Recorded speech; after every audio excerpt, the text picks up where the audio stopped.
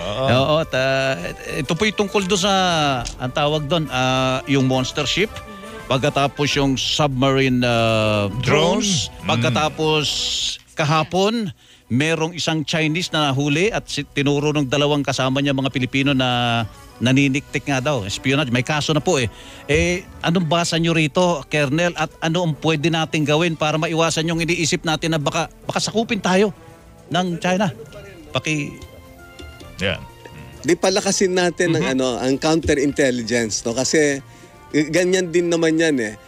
Lahat halos ng bansa kasi meron silang third country operations. Lahat naman, even it's a fact na yung mga defense attaches natin nagdudual din sila na yan din ang mga trabaho nila. So, higpit, ano lang tayo, masigasig lang tayo sa counterintelligence natin at kita mo, gaya nito, nahuli natin, di ba? At tuloy-tuloy na gagawin nila yan.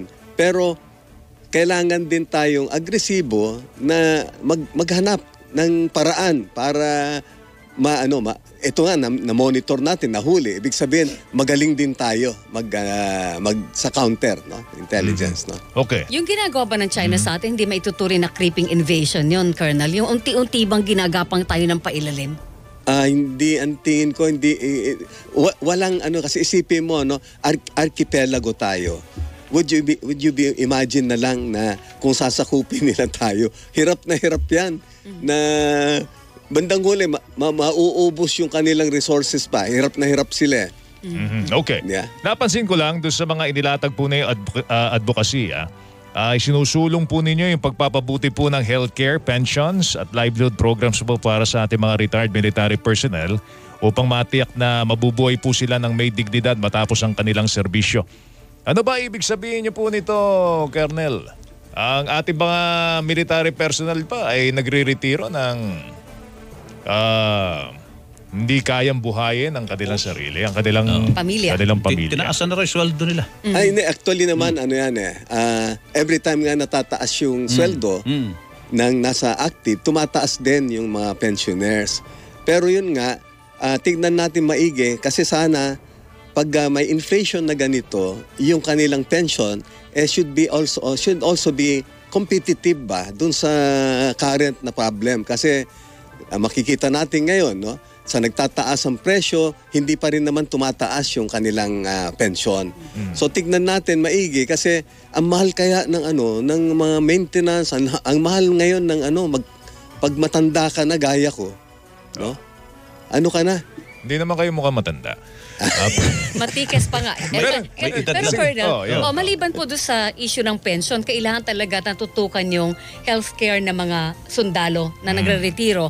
Pero maliban sa mga sundalo, sectoral itong pinag-uusapan natin. Pero on a nationwide scale, ang problema natin na sinasabi ng PhilHealth, kailangan pa rin nilang nagsubsidiya mula sa gobyerno. Naniniwala ba kayo na kailangan i-subsidize ng pamahalaan pa ang PhilHealth samantalang may contributions ang mga miyembro? Ako naniniwala kasi na kailangan bigyan pa rin ng subsidy ang PhilHealth kasi may mga marginalized ba na tao, no, na kababayan natin, hindi man sila nagbibigay ng kontribusyon. Saan nila kukunin yung 'di ba? Dapat mayroon ding share yung may subsidy dapat na ibigay yung gobyerno. Ngayon kung meron pa lang silang savings at tapos makikita mo na ang dami pa lang nilang utang, ibig sabihin na may mismanage sila. Ito lang, balikan ko lang yung pension sa militar kasi sinasabi nyo kinakailangan taasan natin ang pension ng mga military personnel na magre-retiro. Ang problema lang, sa ngayon, di ba, paring Melo, Weng, may problema tayo sa yung parang fiscal unsustainability ng pensyon ng militar dahil mas malaki ang ginagastos ng pamahalaan sa pensyon kesa doon sa para bang operating in capital expenditure ng AFP. Malaki na raputan ng gobyerno sa retirement benefits ninyo eh.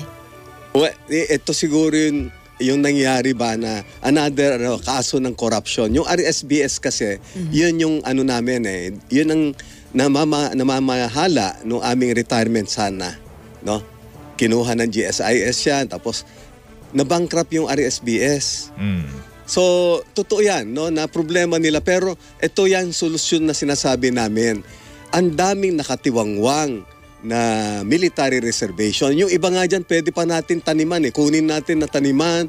Yung iba dyan, para lang yung problema sa pension na yan, ma-address din.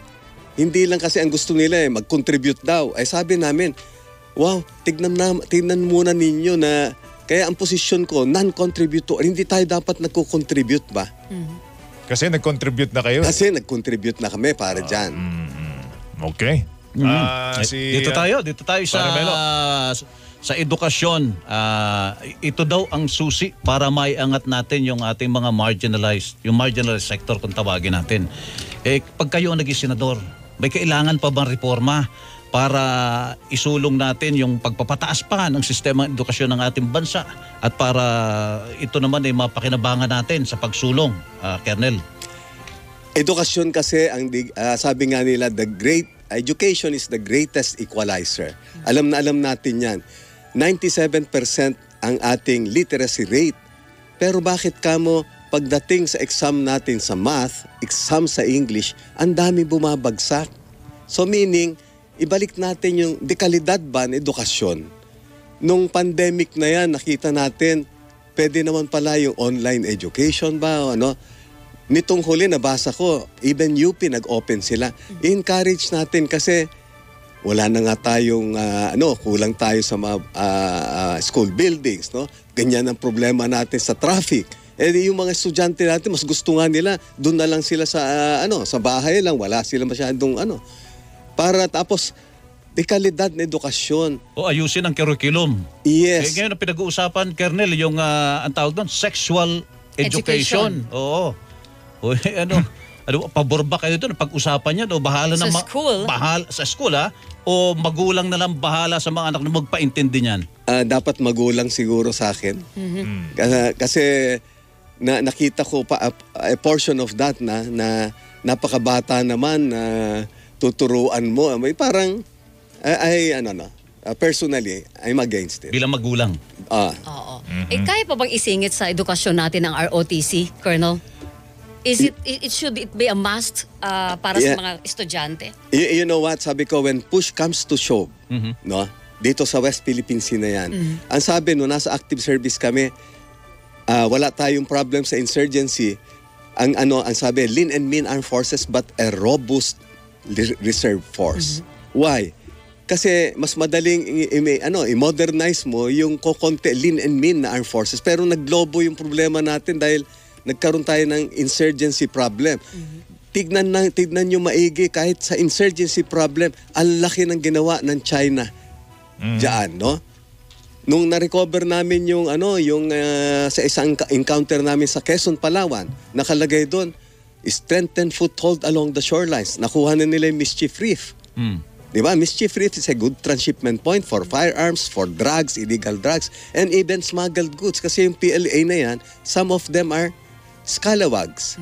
So makakatulong ang RTC para mapalakas ang pwersa ng yes, definitely. Natin. Definitely kasi ang magse-serve na na core ng reserve mo, yung ROTC na na-train mo na ang galing ng galing baguhin lang curriculum nila siguro yung program of instruction. Kung ang gusto ng ayaw nila puro military, dagdagan nila ng disaster response o disaster relief operations o whatsoever. Yung military, maliit na lang. Pero we need yung ROTC.